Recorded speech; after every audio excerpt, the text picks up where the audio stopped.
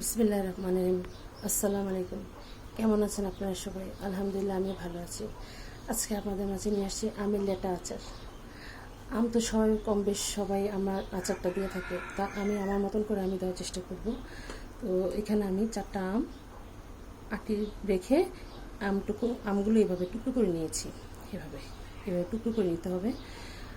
আপনারা যার যার মতন কাঁচা আম তো যেভাবে পারেন ওভাবে টুকরো করে বা পলেও নিতে পারেন। আমি এভাবে নিয়েছি, যেহেতু আম কাঁচা অবস্থায় গলে যায় তেলের মধ্যে দিলে, তো আমি এইভাবে নিয়েছি। আপনারা এইভাবে নেবেন বা আপনার যা যা সুবিধা মতো কাঁচা আম যেভাবে হয় আপনারা নিতে পারেন। তার সাথে যা যা লাগবে, রসুন থেতো করে নিয়েছি, 2টো রসুন আছে এখানে, হলুদের গুঁড়ো 1 চা চামচ, মরিচের গুঁড়ো 1 চা চামচ, আর হচ্ছে 1 চা চামচ লবণ, 5 ফোড়ন। আমি এই 4টা আমের অনুযায়ী 5 ফোড়ন নিয়ে নিয়েছি। এটার সাথে আমি ধনিয়া, 5 ফোড়ন, শুকনো মরিচ একসাথে তেলে গুঁড়ো করে নিয়েছি। ভিডিওটি লম্বা হয়ে যাবে দেখে আমি ছোট করে 5 ফোড়নটাকে তেলে গুঁড়ো করে নিয়েছি। আর লাগবে সরষের তেল, এটা ছাড়া তো হবেই না আচার। লাগবে চিনি, আর লাগবে ভিনেগার। তাহলে চলুন আমরা রান্নায় চলে যাই। আমরা চুলাটা জ্বালিয়ে নিচ্ছি। বিসমিল্লাহির রহমানির রহিম। বিসমিল্লাহির রহমানির রহিম। আম তো প্রায় শেষের পথে, এখন কাঁচা আম তো খুব কমই পাওয়া যায়। এখন পাওয়া যাচ্ছে, কিন্তু এখন পেকে আসতেছে আমগুলো। এখন কাঁচা অবস্থায় থাকাকালীন অবস্থায় আপনারা যে যার মতন পারেন আচার বানিয়ে রাখবেন। যেহেতু সামনে বর্ষাকাল, খিচুড়ির সাথে খুব ভালো যায় আচারগুলো, টক মিষ্টি লাগে। বিসমিল্লাহির রহমানির রহিম। আমি পরিমাণ মতন সরষের তেল দিয়ে নিচ্ছি। পরিমাণ মতন সরষের তেল দিয়ে দিলাম। তার সাথে দিয়ে দিব থেতো করা রসুন। বিসমিল্লাহির রহমানির রহিম। থেতো করা রসুন দিয়ে দিলাম।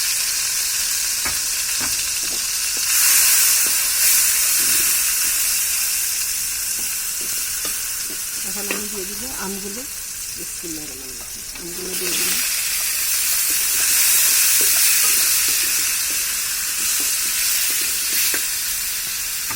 তার সাথে দিয়ে দিব হলুদের গুঁড়া, মরিচের গুঁড়া এবং লবণ। আপনারা যার যার পরিমাণ অনুযায়ী আমের পরিমাণ বুঝে মশলাগুলো দিয়ে দিবেন।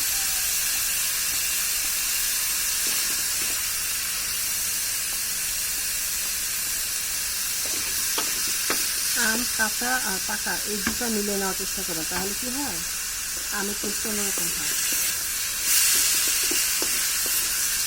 আমি একটু নাড়া দিব। নাড়া দিয়ে এর মধ্যে আমি দিয়ে দিব চিনি। পরিমাণ মতো চিনি দিয়ে দিচ্ছি।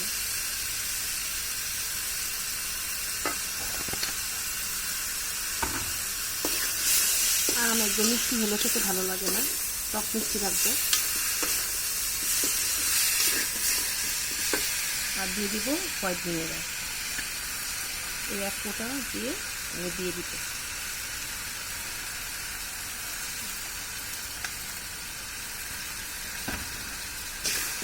এটাকে অনবরত 10 মিনিট আমি নাড়া করব।